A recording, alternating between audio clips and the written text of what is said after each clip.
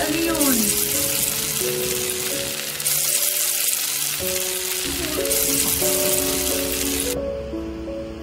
Okay na yan siya. Tara na sa kwarto mo para di maingay.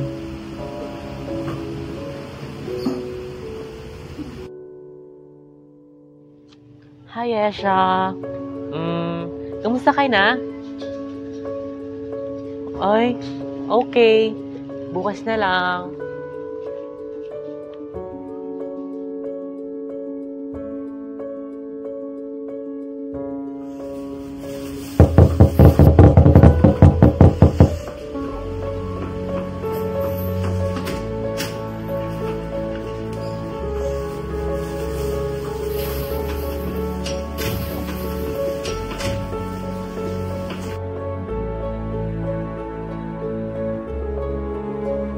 Okay na anak, huwag ka nang matakot. Wala na, umalis na. Ligtas ka na.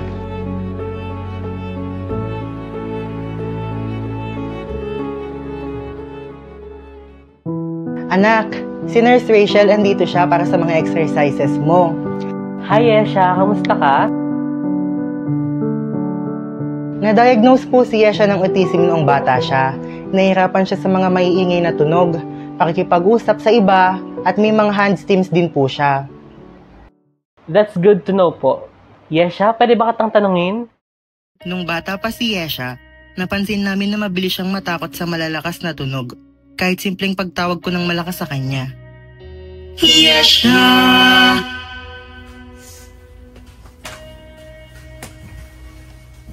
Hindi siya nagtuturo ng mga bagay na gusto niya o magsalita madalas tulad ng batang kaedad niya. Doon pa lang, napansin na namin na may mali.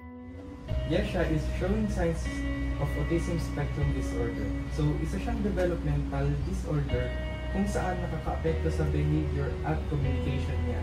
So, kasama na rito yung sensory processing.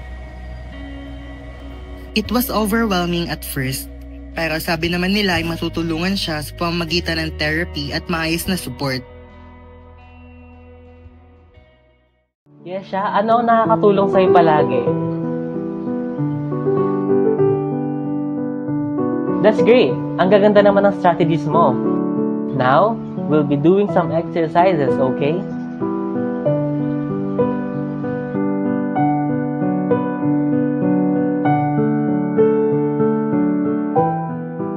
Yesha, ang galing mo naman. I'm really proud of you.